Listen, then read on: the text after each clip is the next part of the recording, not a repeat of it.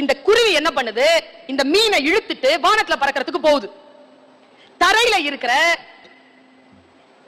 குருவி இப்படி போக, தண்ணில இருக்கிற மீன் தண்ணிக்குள்ள போகணும்னு குருவியை இழுக்குது. எல்லாம் ஒரே உடம்பா இருக்கு, ஒரு பகுதி குருவி ஒரு பகுதி மீன். ரெண்டு சண்டை போட்டு அந்த பக்கம் இழுக்க முடியல, இந்த பக்கம் போட முடியல, ரத்த களரியா அங்க ஒரு சண்டை நடக்கிறத தர்மன் பாக்குறான். கொஸ்டின் ஆரம்பிக்கிறான் யக்ஷன்.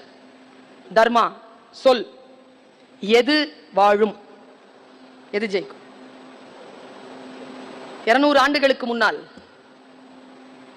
பரிணாம வளர்ச்சியை கண்டுபிடித்தவர்கள் சொன்னதாக சொல்லக்கூடிய வார்த்தையை பல 100 கோடி 1000 ஆண்டுகளுக்கு முன்னால் நிகழ்ந்ததாக சொல்லப்படுகின்ற அந்த கதை களத்தில் தர்மன் சொன்னான், பதில் சொன்னான். எது ஜெயிக்கும் என்ற கேள்விக்கு தர்மன் சொன்ன பதில்தான் நம் அனைவருக்குமான பதில்.